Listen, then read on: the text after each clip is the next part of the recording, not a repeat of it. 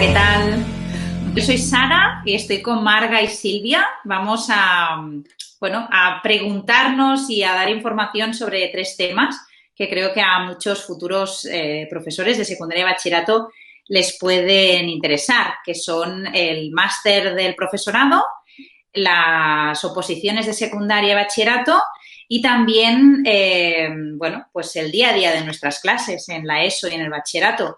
Las 3 somos profesoras de lengua castellana y literatura, las 3 somos profesoras en activo, actualmente en institutos de Cataluña, y empezaré yo haciendo algunas preguntas a Marga sobre el máster de secundaria y bachillerato.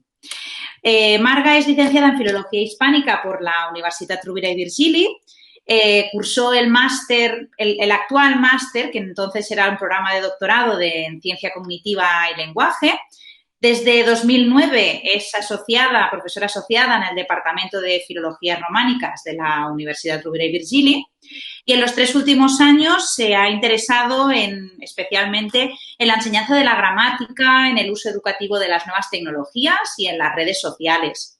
Es miembro de la asociación GROC, Gramática Orientada a las Competencias, y, colabora en la organización de actividades sobre la enseñanza de gramática.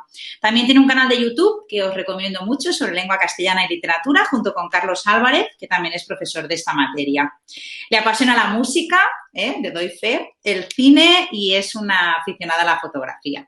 Empezamos, Marga. Como profesora del máster, empezar preguntándote cuándo iniciaste tus clases, es decir, cuándo empezaste a dar clases en el máster de profesorado.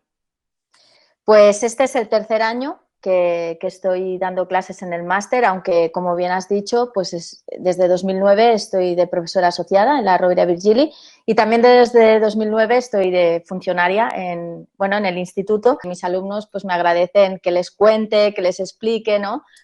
Cómo es la docencia en secundaria y bachillerato. Sí, yo creo que es importante tener un profe en el máster que esté a la vez en activo en un centro, en un instituto. ¿Qué materia impartes en el máster? Imparto la de complementos de formación en lengua y hay otra parte, ¿no?, que es de literatura, pero en mi caso pues solo imparto la parte de lengua. Uh-huh. ¿Qué consideras que deben aprender tus alumnos al finalizar la asignatura? ¿Qué priorizas?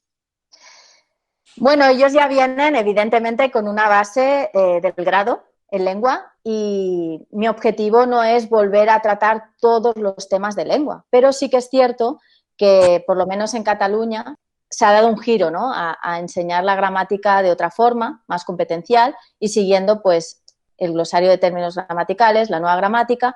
Entonces, la parte que más incido es la de gramática, ¿no?, cómo enseñar gramática en el aula. Claro, porque tú dices que ellos vienen del grado, pero no todos tus estudiantes vienen del grado de Filología Hispánica. Hay alumnos que vienen del grado de Lengua y Literatura, pero no de la misma universidad, y entonces hay algunos que sí que han estudiado la nueva gramática, otros la han visto de puntillas, bueno, en fin, ¿no?, que hay diferentes niveles. Y es verdad que también, por lo menos en nuestra universidad, también hay alumnos de periodismo, publicidad y comunicación audiovisual, alguno de traducción, interpretación, de lingüística, de literatura comparada, o sea que hay un alumnado muy diverso. Uh-huh. Claro, actualmente creo que es en la UB, por ejemplo, hay un grado de estudis literaris, es decir, que hay estudiantes que quizá no han hecho nunca sintaxis durante el grado. El tema de la gramática pues es mucho más complicado, entonces me centro más sobre todo en esa parte, aunque también tratamos otras cuestiones y otros aspectos de la lengua. Muy bien. ¿Cuál es el mayor miedo que tienen tus estudiantes? ¿Qué es lo que te repiten? ¿Qué les hace sufrir? Vienen con muchas ganas. Es verdad que los alumnos que proceden de otros grados, de periodismo, comunicación audiovisual, pues sí que se encuentran, ¿no?, que les falta base porque no han estudiado pues las materias de lengua y de literatura, sí que han tenido alguna de normativa.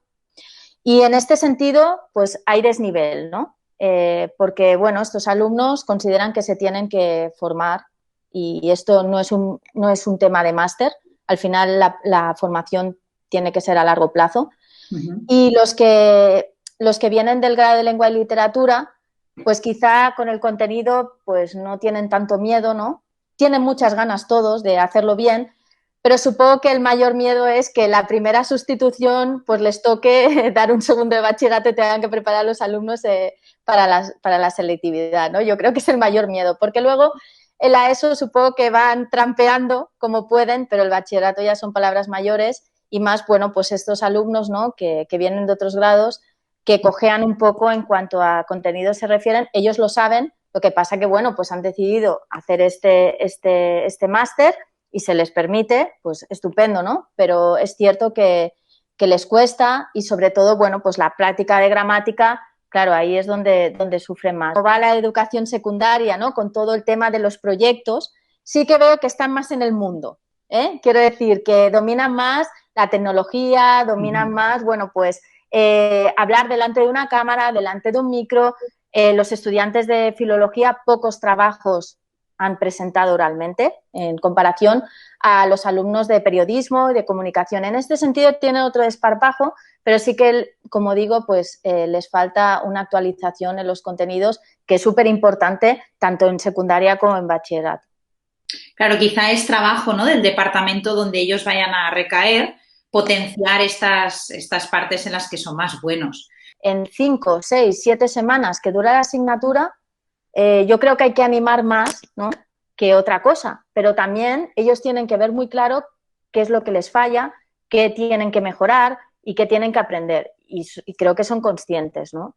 Pero en 6 semanas es imposible poder dar un temario de un grado de lengua y literatura, vamos, es que ni me lo planteo. Según tu experiencia, Marga, ¿qué partes del máster ellos consideran más útiles? ¿De qué están más contentos? Bueno, según lo que ellos me explican, están muy contentos con las asignaturas de la especialidad. No sé por qué no están tan contentos con las asignaturas de didáctica, no lo sé, porque como siempre digo, o sea, la didáctica es súper importante, eso sí, si es realista, si es aplicable al aula, ¿no? Entonces, no sé bien por qué les desagrada esta parte o por qué no la encuentran tan útil, cuando yo creo que todo bien hecho, pues es que, como decíamos antes, firmo. Creen que tendría que haber más asignaturas de la especialidad, porque se quedan cortas, ¿no? Y al final, bueno, las prácticas son realmente, bueno, yo diría que sería lo más útil del máster en comparación al CAP. El CAP yo me acuerdo de nada, 2 clases y poco más, fue un trámite más que otra cosa. Yo lo veo en el centro de secundaria donde estoy, nos volcamos mucho con los alumnos en prácticas y realmente aprenden y además pues viven, ¿no?, lo que es un centro de secundaria y bachillerato. O sea que en eso ha ganado el máster en comparación al CAP. Lo que ocurre es que también van muy agobiados con trabajos. Yo creo que al final no los disfrutan, no profundizan en nada porque no tienen tiempo. Quizás sí que tendría que haber una reestructuración. Tampoco voy a ser yo, ¿no?, la que esté criticando porque no es mi labor, pero ellos sí que sienten que están estresados cuando es un máster que tendrían que disfrutar y sobre todo aprender y no tener la sensación de que hay una parte o unas partes es igual que no son útiles. Sí, yo hice el máster en 2011, no lo hice en tu universidad, lo hice en Barcelona y he de decir que todo lo que dices lo corroboro, ¿eh?, como alumna. Que, a ver, se puede aprender de todo tipo de profesor, ¿no? Los que están en la universidad, los que están en secundaria. La clave es que realmente ellos vean que ese contenido de la asignatura lo pueden aplicar al aula. Después, evidentemente, te curtes cuando llegas al centro y pasas horas y horas y horas y años, no horas, años. Pero está claro que sí que tienen que ver esa parte real, ¿no? Y muchas veces no la ven. Muy bien, pues hasta aquí mis preguntas. Ahora te cedo la palabra para que puedas hablar con Silvia sobre las oposiciones docentes. Perfecto, muy bien. Bueno, pues ahora me toca a mí presentarte. Silvia también es licenciada en Filología Hispánica por la Universidad Rovira Virgili, como yo. Estudió el máster de Español para extranjeros, también en la misma universidad, y un posgrado en Actualización Sintáctica por la UNED. Fue lectora de español en la Universidad de Trento durante 3 cursos y es docente en secundaria desde hace 6. Ella la pregunta, ¿no?, a la gran pregunta, ¿que eres profesora de lengua o de literatura? La gran pregunta, ella contesta que es de lecturas y la verdad es que eso está muy bien, ¿no? No decir solo de lengua, solo de literatura, porque al final, bueno, pues tuvo, como me ha comentado, tuvo a dos grandes referentes, su profesora de lengua y literatura castellana y su profesora de latín. Bueno, pues te haremos unas cuantas preguntas también para ayudar a los que se presentan a oposiciones, que seguro que les ayudas. Vale. Muy bien. Pues la primera pregunta es, bien, una persona tiene claro que quiere opositar, pero ¿por dónde empiezo? ¿No? Bueno, yo diría que por leer la convocatoria.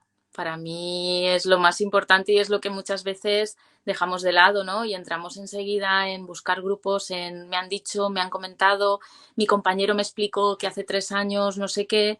Entonces, lo primero es ir leyendo la convocatoria. Sí que es cierto que hay una parte de la oposición que son los temas, que evidentemente no han cambiado en los últimos años. Entonces, eso se puede ir adelantando también. Puedes ir pues viendo cómo los agrupas por temáticas para, yo qué sé, memorizar más fácilmente bibliografía.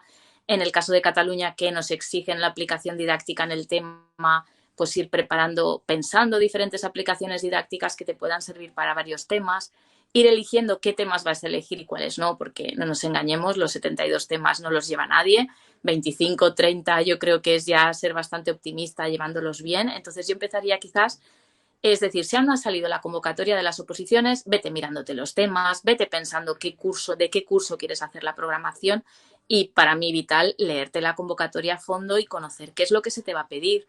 En Cataluña en los últimos años ha cambiado bastante el proceso de oposición, ya no tenemos comentarios de texto, entonces la aplicación didáctica pues hay que tenerla muy clara.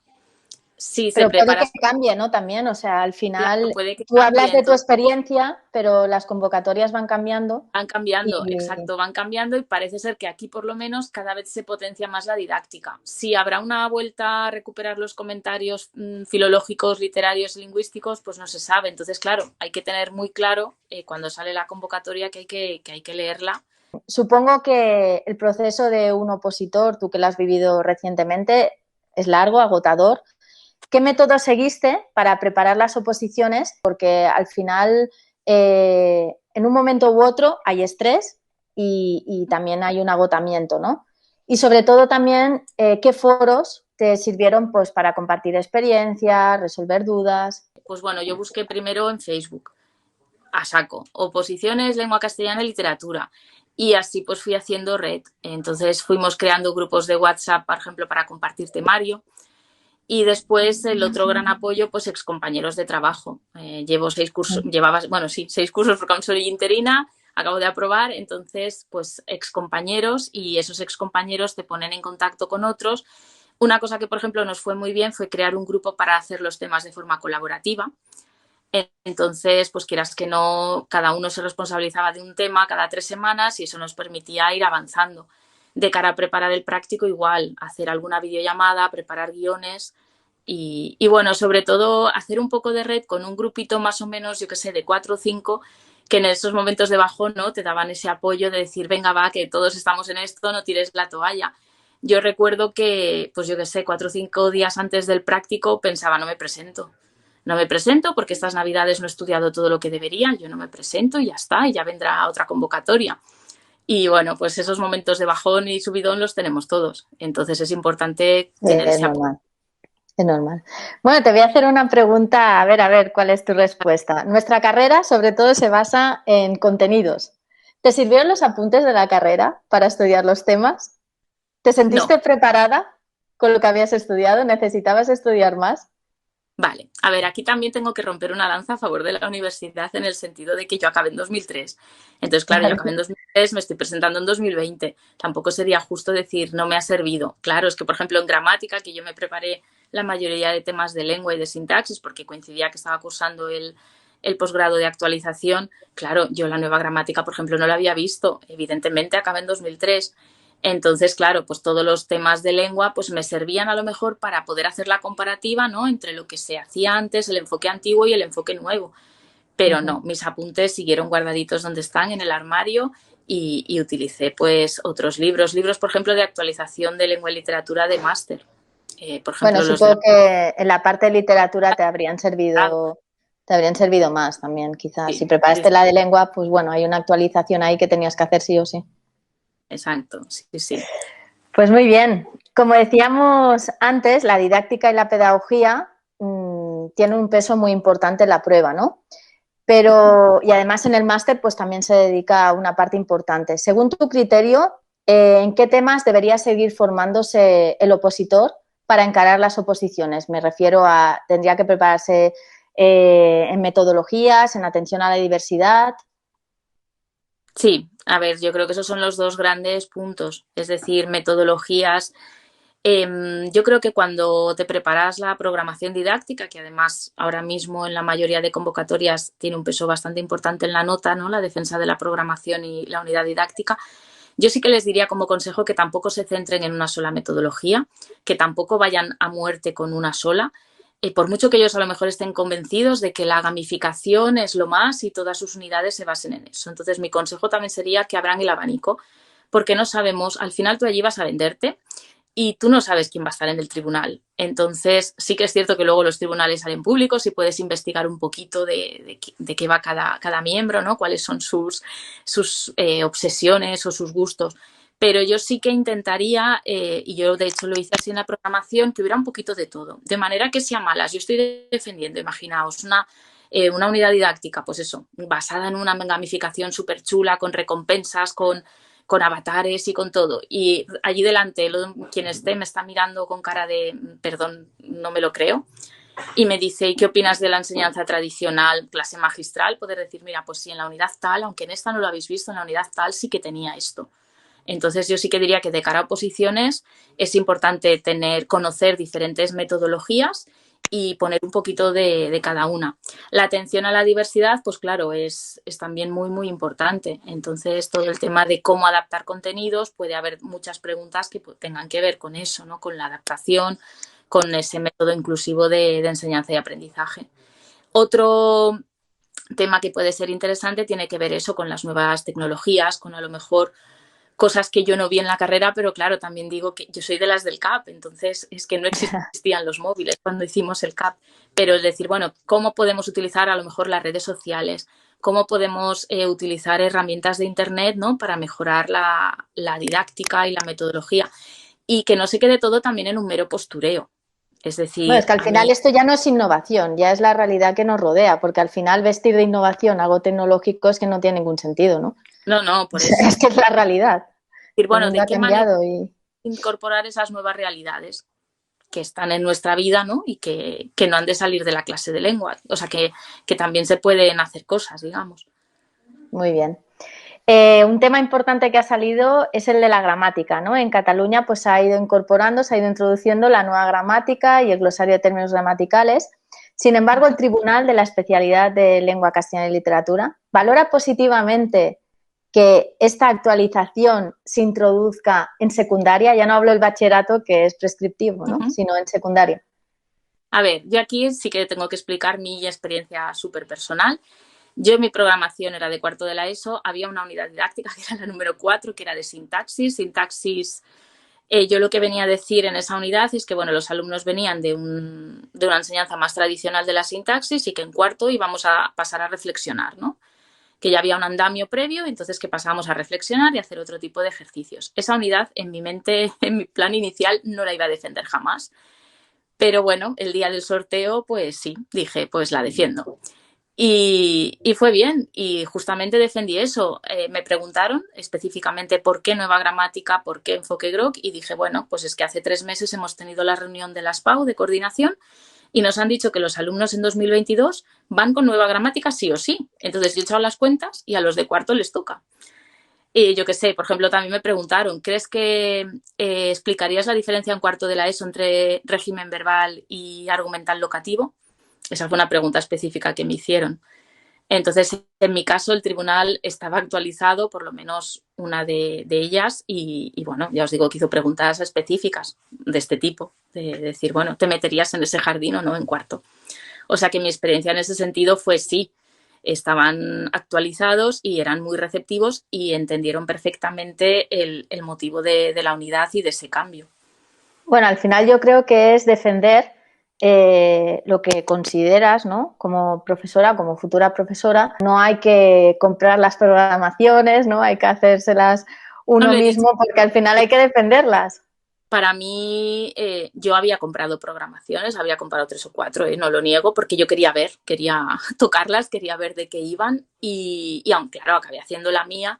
Y es eso, a mí yo sabía que yo por lo menos yo no podría defender algo que yo no hubiera hecho, que se me iba a notar, que a la que me preguntaran, yo además soy muy transparente y se iba a ver claramente que aquello no era idea mía. Entonces yo en ese sentido la hice yo de principio a fin y es importante porque, claro, la seguridad que tienes pues es otra, ¿no? Que si vas a vender algo que tú no has hecho.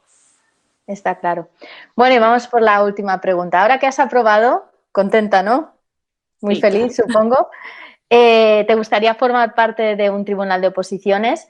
Y si pudieses, ¿qué cambiarías de la prueba? ¿Me gustaría formar parte de un tribunal? Sí, yo creo que sí, que me gustaría vivir esa experiencia desde el otro lado, también por ver un poco.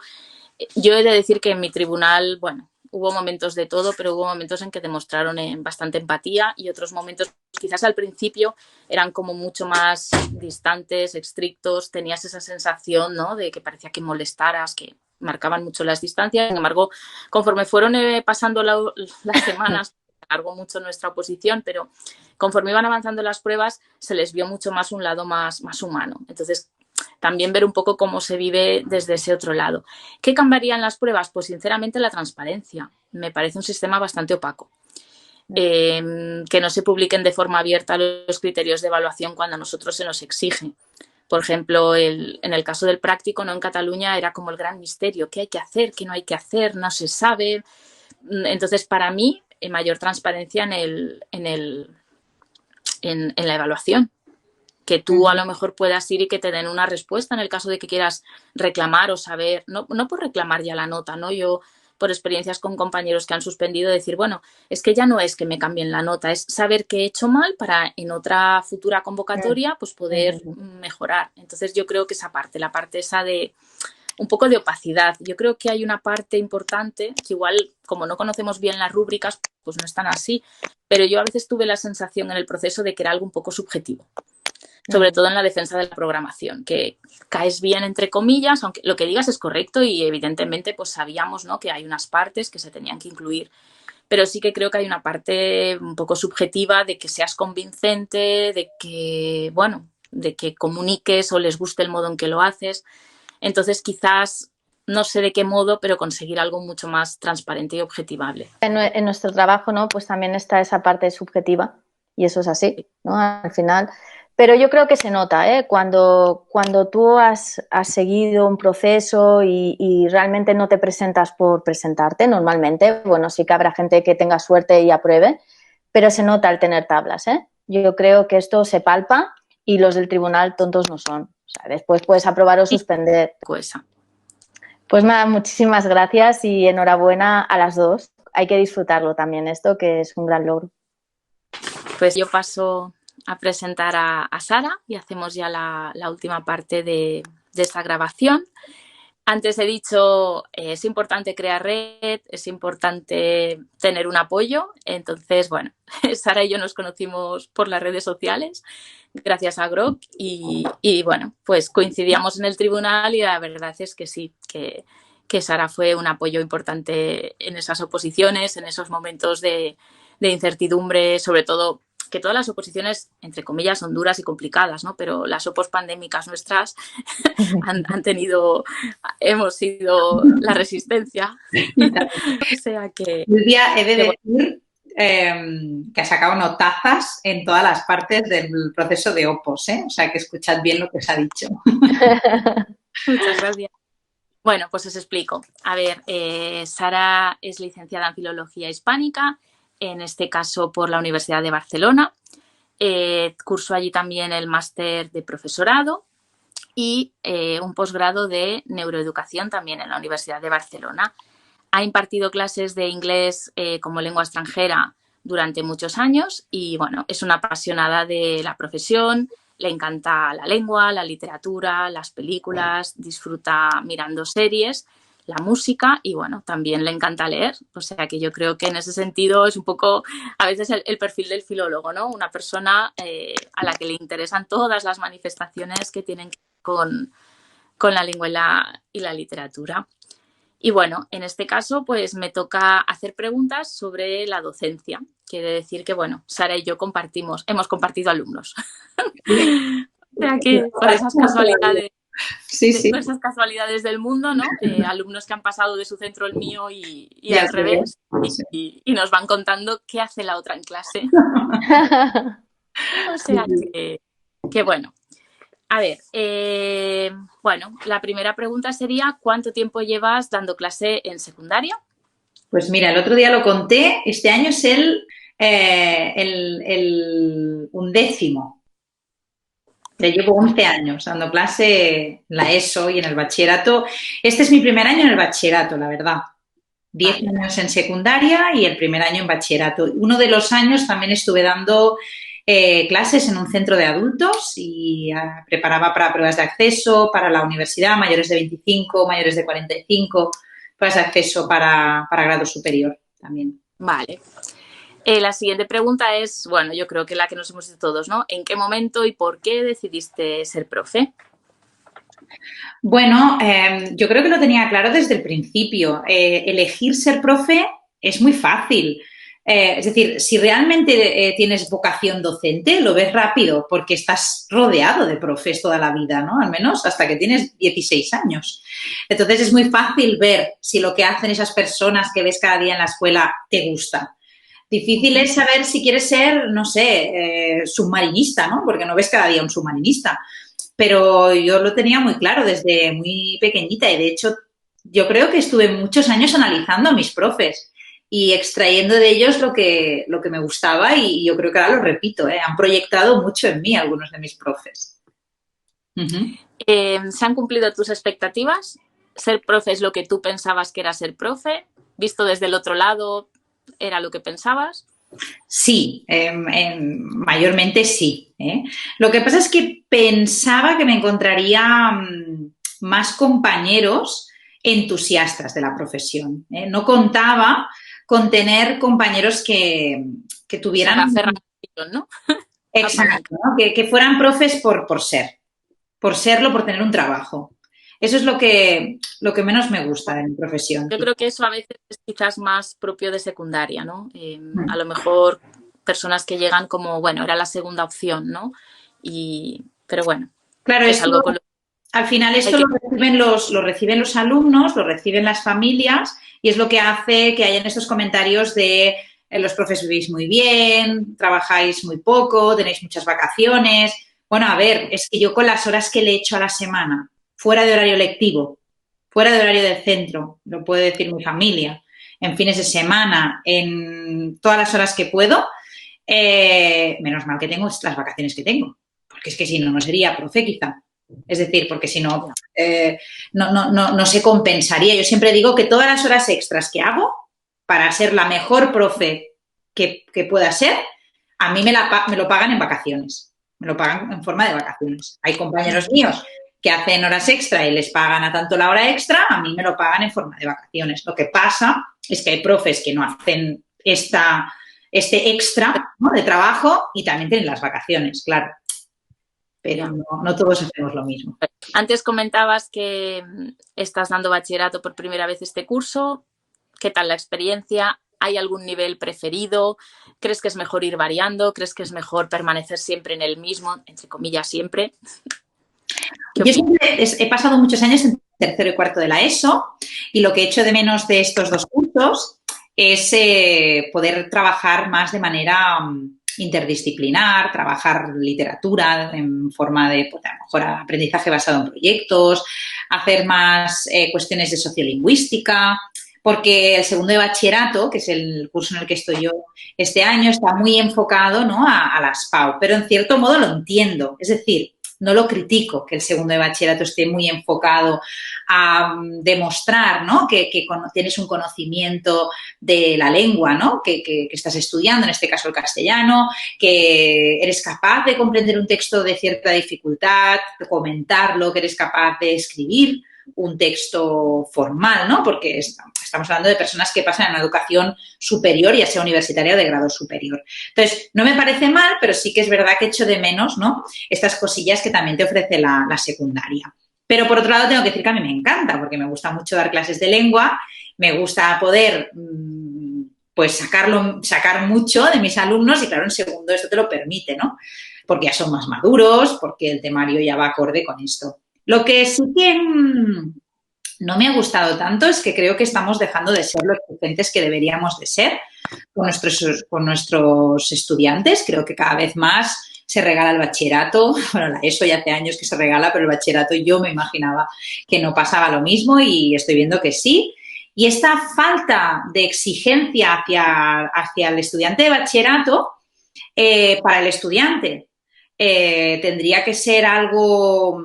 Yo entiendo, ¿no?, que ellos quieran tenerlo fácil, pero en realidad que alguien te lo ponga difícil y que algo te cueste es también una satisfacción cuando se consigue, ¿no? Tú y yo hemos estado batallando con las OPOs. Qué satisfacción, ¿no?, cuando hemos conseguido esto. Entonces, yo creo que el grado de exigencia se tiene que facilitar las cosas al alumnado, se tiene que dar facilidades, pero no se tiene que bajar el grado de exigencia. Muchas veces confundimos facilitar con hacerlo fácil. Sí, ¿no? Y sobre todo yo lo que voy detectando es que cada vez además hay una menor tolerancia a la frustración, es decir, alumnos que se agobian, que se estresan, esas crisis de ansiedad en segundo de bachillerato, esos nervios. Esto lo he visto yo en el máster, ¿eh? Agobiados, pero agobiadísimos. Y un día les dije, digo, bueno, pues preparaos, porque si os tomáis en serio vuestra profesión, también vais a tener momentos, siendo profesores, también vais a tener momentos de estrés. Yo no sé si os pasa a vosotras, pero yo estoy viendo alumnos, ¿no?, que están muy acostumbrados a la secundaria, decir, en el primer trimestre suspendo 6, en el segundo trimestre suspendo 6, en el tercer trimestre suspendo 6 y aún así sigo, porque sé que algún día va a llegar las rebajas, las recuperaciones y me van a aprobar. O que ya no pueden repetir. Exacto. Y entonces... eso lo han interiorizado mucho, ¿no? Entonces, el otro día hablaba con una compañera mía, que es una chica estupenda, es una crack, está trabajando en el departamento de orientación y ella misma me decía que ella tuvo que buscar otra vía alternativa al bachillerato porque no, en ese momento ya no se veía capacitada para el bachillerato y que eso le proporcionó años para madurar, una práctica, ¿no?, porque hizo 2 ciclos formativos, una práctica porque en los ciclos hay prácticas, y que cuando llegó a la universidad todo lo que recibió en la universidad se le asentó mucho mejor, estaba mucho más preparada para recibir esa información y que ahora se da cuenta de que ese era el camino para llegar donde ya ha estado. Más largo, en ese momento ya se frustró mucho, pero ahora se da cuenta de que tenía que ser así y que ahora pues no vemos una posibilidad, ¿eh? Es decir, el fracaso a veces también es una posibilidad. La siguiente pregunta tenía que ver con cómo vive el profesor las PAU. Es decir, los alumnos ya sabemos que las viven con estrés, con agobio, parece que se lo jueguen todo, parece, como tú decías ahora mismo, ¿no?, que es que no hay otra vía. Yo muchas veces, cuando he sido tutora, ¿no?, les digo, bueno, es que la vida a veces hay muchas maneras, ¿no?, de llegar a la meta. Vosotros siempre queréis ir por el camino más corto y más recto y si puede ser sin ninguna subida, pero claro, a veces uno se pierde un poquito y no pasa nada. Te pierdes, ¿no?, pero das un paseo. Pues mira, hoy justamente he empezado las clases de preparación de las PAU. Claro, ya no hay la presión de mi profe me está evaluando. Y claro, ya soy como su compi, ¿no? Venga, chicos, hay que hacer esto, miraros esto para el próximo día, vamos a repasar esto. Yo creo, a veces me veo yo más preocupada. Es decir, yo más implicada en que aprueben que ellos allí sentados, que te vayan explicando, vale, sí, nos apuntamos esto para la semana que viene, y yo ahí como una loca para decir... Bueno, Sara, y ¿cuántos te han asistido a las clases de preparación? Pues mira, estoy bastante contenta porque bueno. en institutos hoy solo he dado clase a bachillerato artístico plástico y al escénico musical. Pues claro, hay muchos que las salidas profesionales no son la universidad, entonces muchos ya no van a las PAU porque han hecho pruebas para otras escuelas. Y de estos que pensaba que serían poquitos, pues a lo mejor me han venido la mitad de cada clase, unos 12, 15. Sí, bien. Bueno, está bien. Sí, también. Del científico técnico, la mitad o más. Ahora del humanístico social. ¿Qué? ¿Cuántos? Y eso que hoy veían el examen, ¿qué dices?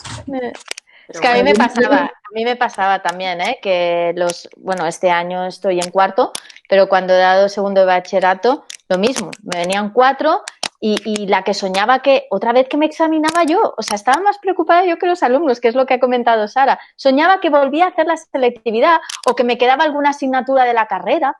Bueno, o sea, una implicación total. Vive. Con presión, pero no solo yo, mis compañeros, el de filo, el de historia, ay, que este tema no lo he dado, por favor que se lo repasen, allí suplicándoles que estudien para sus power. Bueno, la siguiente pregunta que te quería hacer era, ¿en qué te inspiras para pensar nuevos proyectos? ¿Dónde salen esas ideas? Si son casualidades y... A veces son casualidades, otras veces son ideas que me ofrecen compañeros o compañeras, otras veces salen de mis propios alumnos, porque a veces les planteo, chicos, quiero trabajar esto de una manera diferente. Y, por ejemplo, un proyecto que hemos hecho este curso sobre la novela Nada de Carmen Laforet, del artístico plástico, sale un poco de ideas de los alumnos. Y otras veces también, he de decir, de Instagram, saco muy buenas ideas. Bueno, de Marga, ¿no? Es decir, muchos de las cuestiones que he ido aprendiendo y que he podido aplicar, a veces son ideas de Instagram. Esto lo hablamos con algunos profesores que estamos en Instagram. Abundan los de primaria. En Instagram, bueno, y eso sí, es un desierto prácticamente. No hay muchos profesores de secundaria en Instagram. Hay, evidentemente, pero están más mirando que ofreciendo, ¿no? O que compartiendo. Y sin embargo, de primaria hay cuentas y cuentas y cuentas que, a ver, yo sigo muchas, lo que pasa que el contenido a mí personalmente no me sirve, pero bueno, que está bien, ¿no? Para lo que ellos hacen.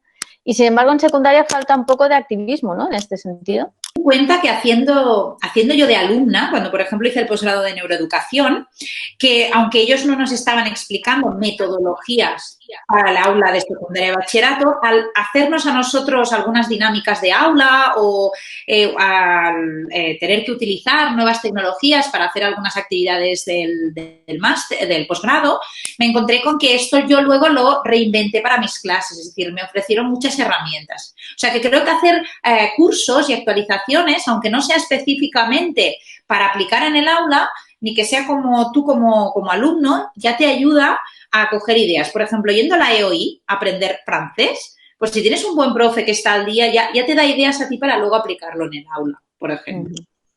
Muy bien.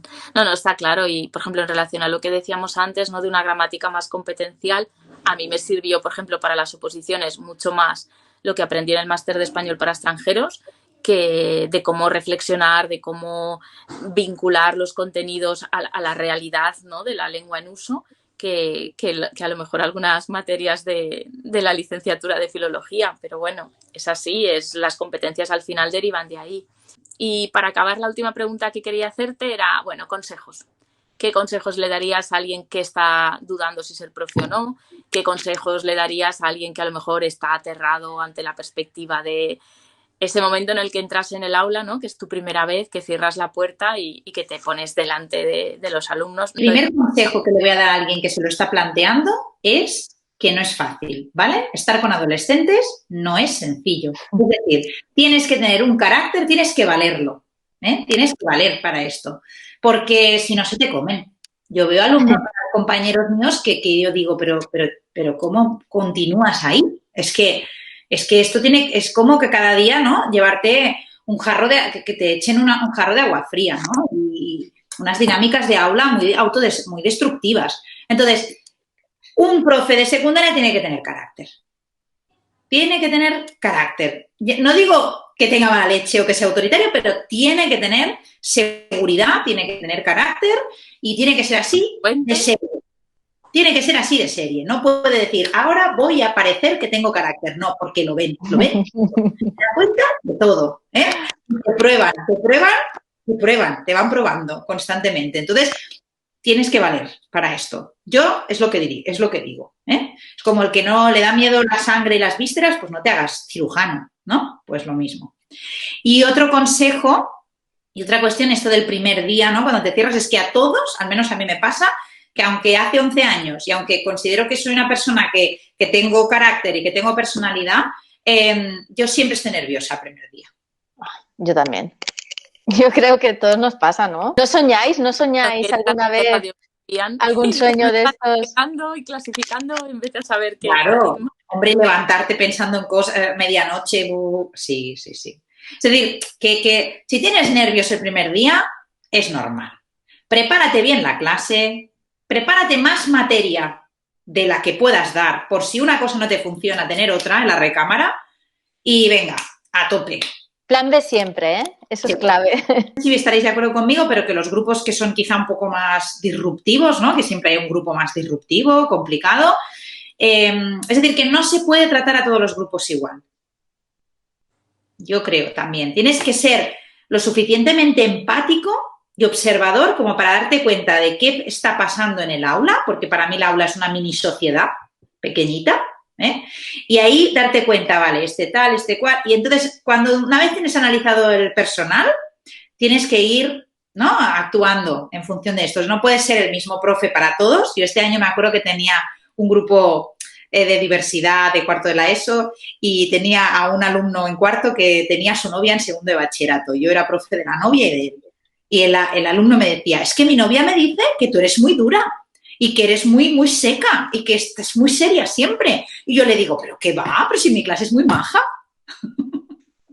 Bueno. Claro, porque yo no era igual en las dos clases, depende de lo que... Claro. Esto sí que es verdad. También es increíble cómo te perciben y es un misterio también, ¿eh? Sí, sí, sí. Pues ya está, chicas. Ha sido un placer. Que vaya muy bien. Hablando. Adiós. Adiós. Gracias. Adiós.